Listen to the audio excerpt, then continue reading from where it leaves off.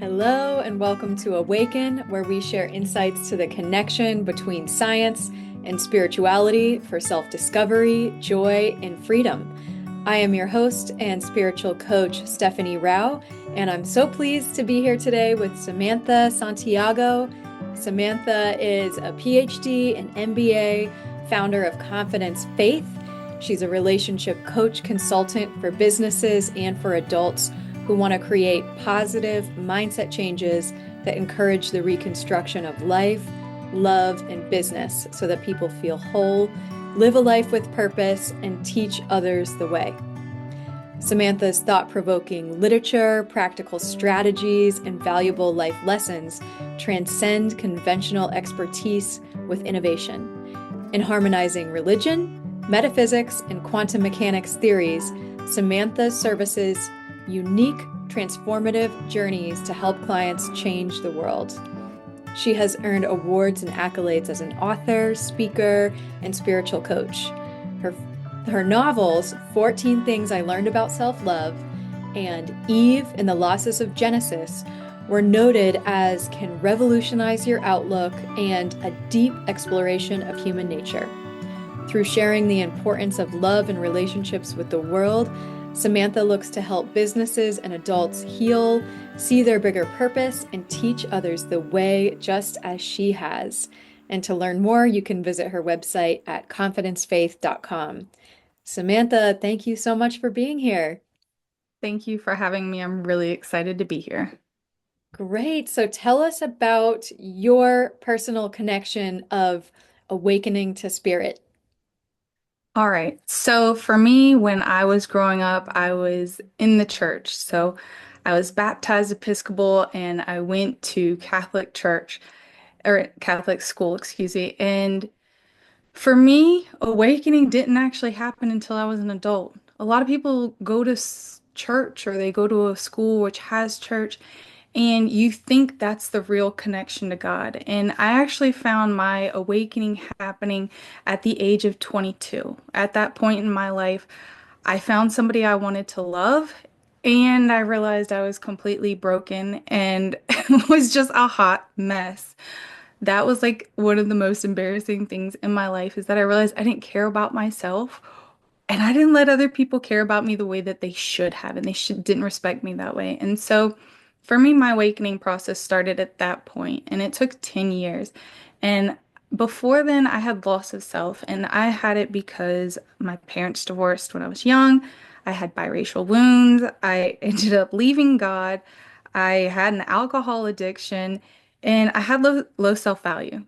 And so all of those created this feeling of lost, stuck, unloved, without my light, and that is loss of self. Negative events, life transitions, and PTSD experiences, they overflow you. And so from trying to shine light into all of that, I really reconnected with God and I started to go into my metaphysical studies, reading the Bible, like looking for the God that He is and not the one I only found in church.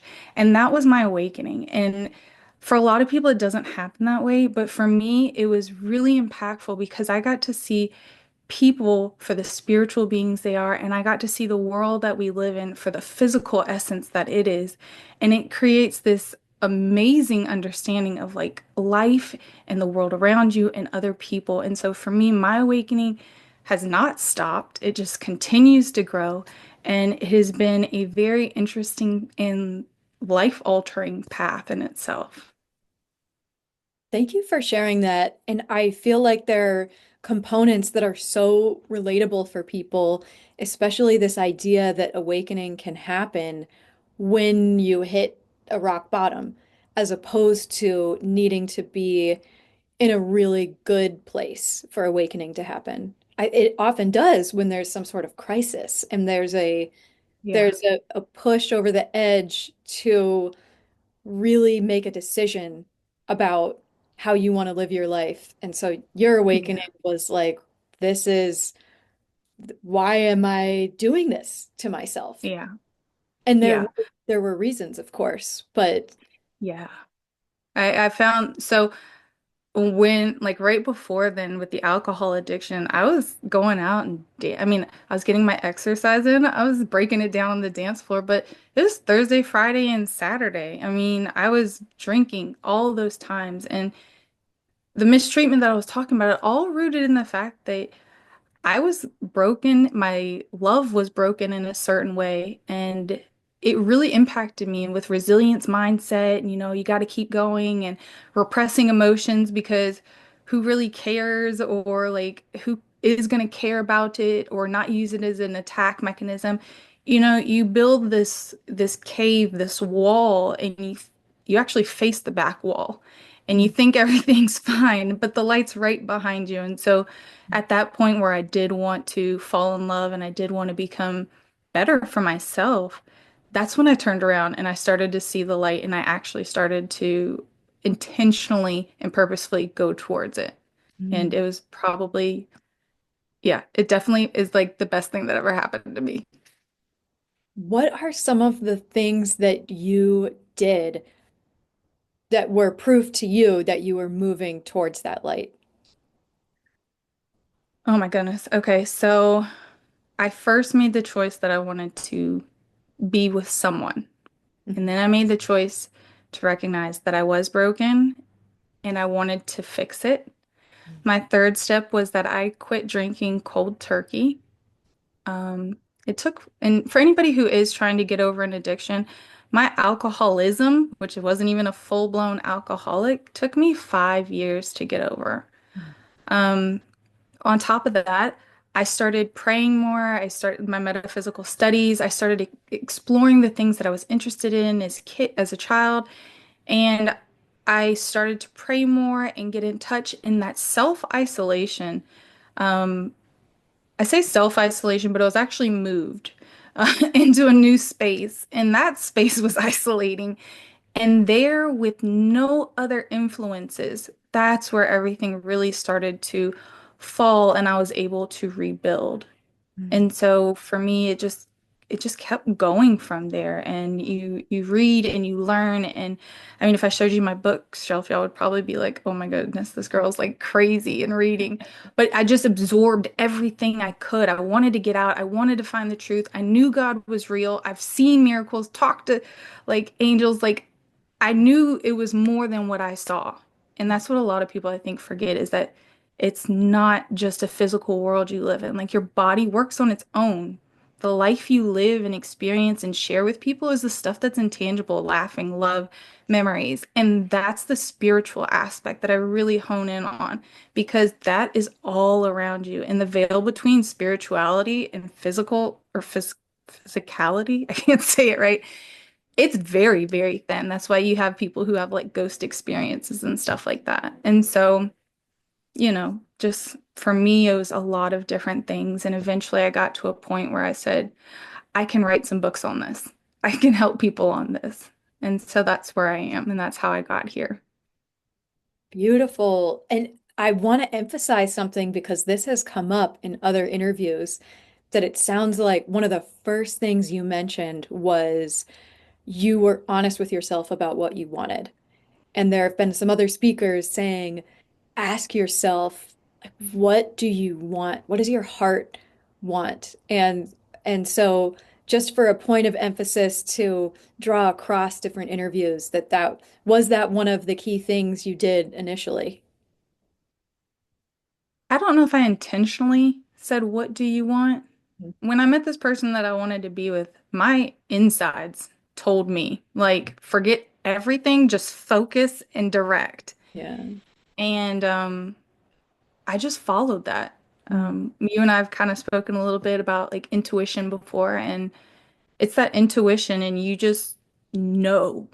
And then you're like, okay, this, and then I think that's where that choice of this is what I want. This is the path that I'm going to follow. I have no idea what's in front of me, but I know what's behind me and I know what's next to me right now, and I'm going to try this new thing. Mm. So, yeah, I think choosing yourself or a better version of yourself is definitely the first step Mm. to any point of progress. Love it. Love it. Thank you for sharing that. And Yeah. I want to dive in a little bit to your PhD in metaphysics Mhm. because I imagine that there are a number of listeners that are curious about that, but don't really know what metaphysics is. So can you tell us, can you define it for us as from your experience? Yes. So metaphysics actually has two different realms. So there is the philosophy, and that is the studying of what is real life, reasoning for life. And then there's the spiritual, which is where you're hearing about your crystals and your attunements and things like that. So since I have my PhD and I've also studied the Bible and different things that explain what life is, merge those together and that's what you get. So for my studies, I did things like color therapy or chromotherapy, which is the vibration of colors that affect your body in positive ways to help you heal. Sound therapy, which does the same thing, aromatherapy, herbs, and was it botanics, herbology. So what foods can you eat that help you? I also took numerology class. I did Amadeus, so using your body as a channel for God to come down and work through you. And there are many other things. I was able to select my own classes. And through that, pairing with really trying to get a deep understanding of life and spirituality, that's where for confidence, faith in myself, it stands out and apart. Fabulous. So yes, then from your PhD, you founded Confidence Faith. Tell us Yes. about this. I'd love to hear where the name comes from and what the business is all about. Okay, so confidence faith is a life child that came to me. So when I had finished my MBA, it had been a while, and then I started to get the itch to go back to school. Maybe it'll be better. I can do something fun. And like I said, I kind of remembered some of the things I used to do as a child, and I started researching them, and I found this program. And I said, okay, that's what I'm gonna do. And so I chose me, and then I moved forward with it. And so confidence, faith, honest to God, I don't really know where I came up with the name. I feel like it was handed to me, just the beginning portion. I Mhm. said I wanted to go to school. I found this program. I went. I ran into somebody else who was selling something else. And then the next thing I knew, within like 2 months, I had written four 30-day workbooks, and I called them the Core Four Journeys. And that's where it all came from. But in reality, when you think about confidence and faith, I want people to have confidence in who they are, where they came from, but also faith in where they can go and how they can impact the world. And I think that confidence faith just really resonates entirely about what everybody needs to fulfill their inner needs, but also what the world needs. And it's just, I don't know, it's a really beautiful company because it emphasizes the importance of your journey and then takes love, relationships, and then it shows you how to be the hero and change the world on a subatomic level. And that's what really makes it stand out and apart. Mhm. So that is what confidence faith is relationship coaching. And I'm helping to create positive mindset changes that encourage you to pretty much reconstruct your life, love, or business. And I want people to feel whole. I want people to feel like they have purpose and they love their life, as well as I want them to take everything they know and then teach other people. Mm. And essentially, it will create a huge global change. And that's what we're looking for. We're looking for mass change in subtle ways.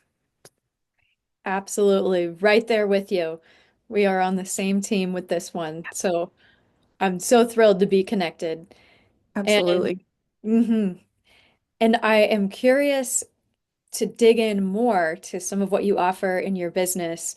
You have described the 8 types of love, and this Yes. is something that can be found on your website and that is part of your coaching. Can you tell us about Yes. where this came from and what it is? Okay, so the 8 levels of love are proprietary to confidence faith, not because of the types of love. They actually come from the 8 Greek types of love, but it's the order.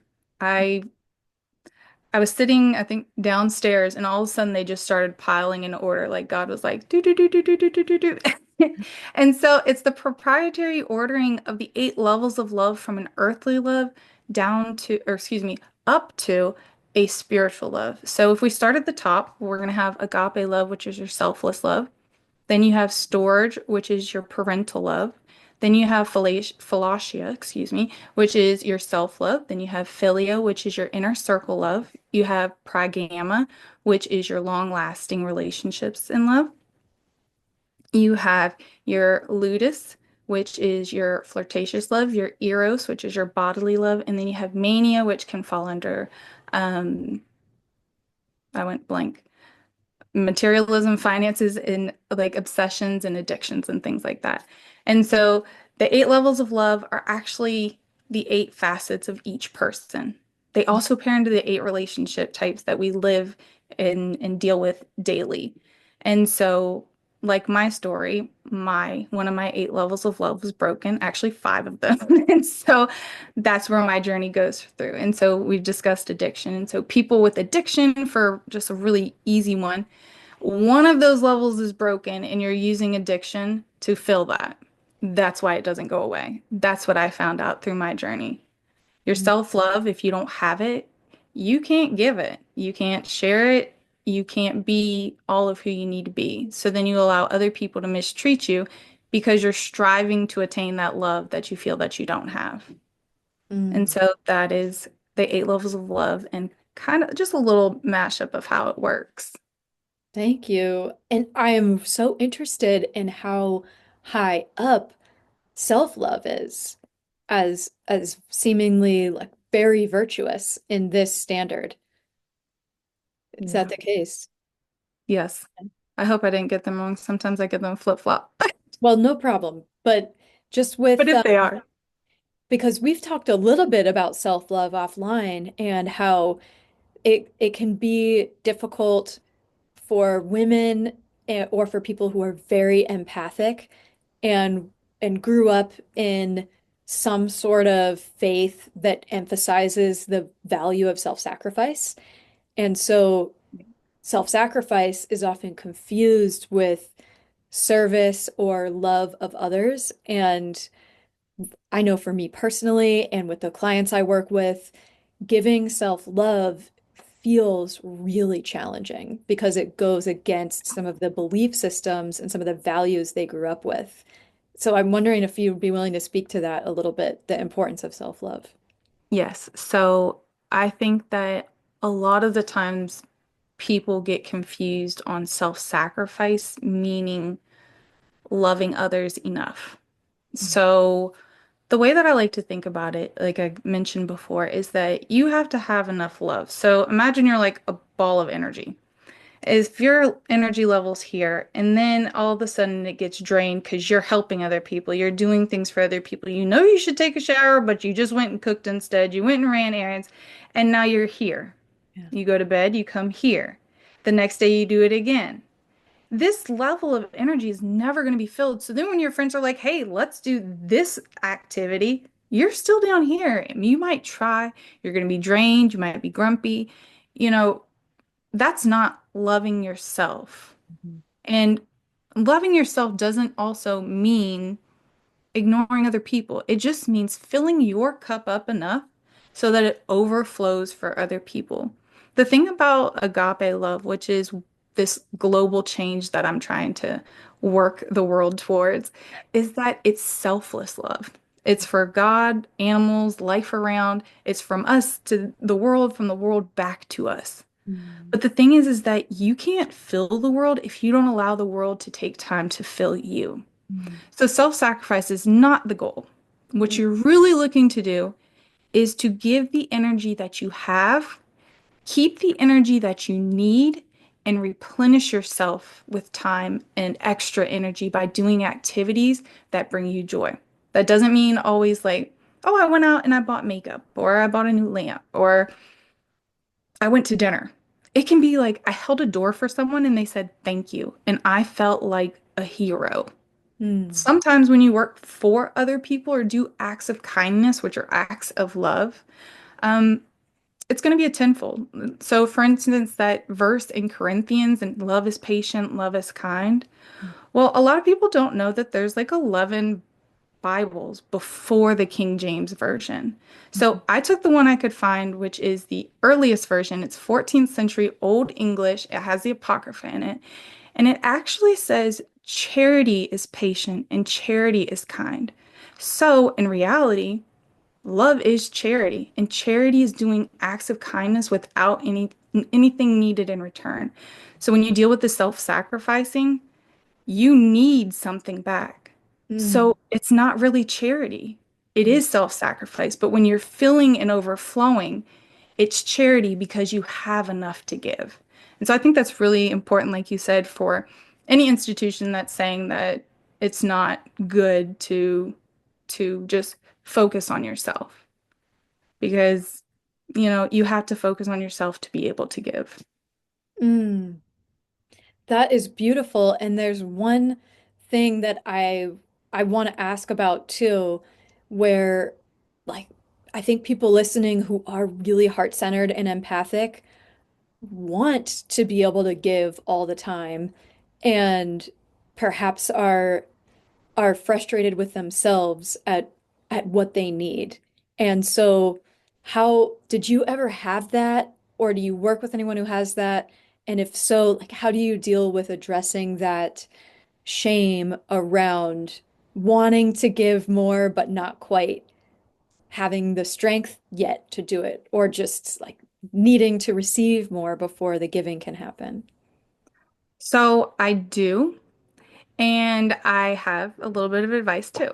Okay, great. So for myself, I went through a phase where I did give and I found myself hurt on the other end because I gave for a selfless reason. The other person didn't know it and they cut me down when I did it. I don't know if this is a specific situation for anybody else, but it hurts because you're doing it out of your heart and that person seems to be taking advantage. Or, there's other scenarios where I know someone I'm working with and they say, I don't have anything to grasp for myself until, say, like my kid's gone, or I'm totally by myself, like I can't function. And the amount of guilt, especially, oh my goodness, especially for moms, and I assume really interactive dads, Mm, that guilt to own a business, that guilt to have a friend and go out on the weekends, that guilt of anything besides making everyone happy resonates for everybody. I really think it does. yes. And so what you can do is you can write down everything that you want to do, everything you have to do, and then make a list for everything that you need to do for yourself. And then organize them. So just say, I really need to take a shower. Okay, fine. My friend wants to come over. Tell them to come over after you take a shower. Put a time limit on it. You have every right to create the boundaries within your life to make it a hermitage of peace, just Mm, a place to escape. Like your life, you're supposed to love it. And sometimes it's hard because it means making tough decisions, cutting people out, picking new career paths. It gets scary. You're like, whatever, I'm going to stick with what I have. But just creating the boundaries, just basic boundaries, can really help on that. So you don't feel misguided, misused, or as if you're not even able to give enough to other people. So just in quantities, in certain settings, like maybe you need to be in a beach setting instead of at a club. You can still nurture your relationship and nurture yourself. So don't feel guilty for asking for what you need because after you ask and you get what you need, you may be able to move into those other scenarios that everyone's asking you to, and you'll be healthier to do so. mm. What a beautiful invitation for everybody. So if you are in that boat of feeling really guilty for wanting to do more for other people or for taking care of yourself, but knowing like, "Ah, I feel like this is taking from someone else."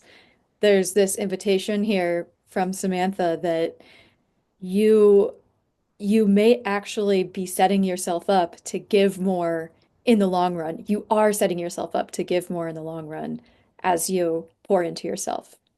Well, Samantha, I am just so grateful for your time here, and I'm wondering, is there a take-home message or two that you would love to share with the audience right now? Yes, the take-home message that I would like to share is that everybody's on a spiritual journey. Like when you go to the store, just imagine every person that you see is on a spiritual journey, meaning they're actually a spirit. And most people who are shopping are looking for something to fill a void. So when you have that bad experience, just try and feel compassion for them. And that's like really important because the emphasis of love and confidence faith is like astounding. So it's love, relationships, quantum communication, world change. Because the way you interact with somebody else, spider webs ripples out by the other interactions you and that other person have, and then eventually it covers the world. And so having more compassion by understanding what your needs are in particular is very important because you're part of a change that you can't see. That subatomic level is actually in full effect all the time. Maybe you've heard of quantum entanglement. It's sort of the same thing. Um, but with the communication, it's not like butterfly here, tsunami there. It's a step-by-step process. Interaction here, interaction there, interaction there. And that's really what's making confidence, faith, a passive, I guess you would say, like movement. Um, so number one is compassion, and number two is that if you want to get a message for yourself and for your life, so let's say you are in church and you hear the same sermon. If you're out listening to your meditation tapes and you hear the same meditation tapes and it's not resonating, it's because not everybody gets the same message the same way. So, for instance, I've said something before, and the other person is like, I don't get it. Fought with me for 4 hours over this, and then went to somebody else and they said the same thing in slightly different words. And the person came back to me and they said, I totally understand what you mean now. And Yeah. I could not understand how they didn't understand. If you want a message from God, create a relationship with God. If you want a message from the universe, who I believe is God, anyways, Yeah. have a relationship. Yeah. You know, a lot of people get scared of the Bible. The Bible says inwardly call. If you look in the spiritual realm, it's called meditation. Mm, Like when you are, when you are asking the universe for something and then you have to wait, that's the same as prayer. mm, It's the same concepts with different titles, but if you want it for your life and for your purpose, you have to go out and search and ask for it. You can't sit around and wait for someone to tell you because the messages that people like myself, we share are for the general public. But that's why you come and you work with someone because then you get that special one-on-one. And so for your life, it's, first is compassion. Second is seek your message yourself. mm. And when you're especially in a spiritual awakening, that's important. That's very, very important. And then that'll help you redesign the world that you're in and let that reality actually settle in chaos and then rebuild the reality that you want to be in or that you actually are in that you just didn't know. Super powerful message and so good for a lot of our listeners who are on that path of seeking. So this is your invitation to keep going with Yes. your quest. And Samantha, you have a very generous free gift for listeners of Awaken. This is 6 stumbling blocks to avoid in relationships. Can you tell listeners what to expect? Yes, you can expect all of my mistakes. So what I wanted to do was give 6 core facts, things that happened to me that just really kind of held me back a little bit. And in your journey, you don't need to hear what I heard, which is just keep going when you're confused. So I try to give you 6 pointers as well as like little affirmation statements that you can use on a daily basis to know that you were made for this moment. So that is my freebie. So get it. Get it, get it, get it, get it, get it. Well, thank you so much for being part of Awaken and sharing your incredible, wise messages with us. I really appreciate it. And thank you, everyone, for tuning in. Thank you for having me. Thank you, everyone. I hope you had a wonderful earful of information. Thank you for tuning in to this amazing interview as part of our Awaken series. I hope you found value. Check out the rest of the interviews on Awaken. Keep tuning in and please subscribe to Paradigm Expansions to stay in touch, where we are doing more events like this. And we are all about dropping in to your heart, to your true self, to really, truly love your life. Thank you for joining. See you on the next video.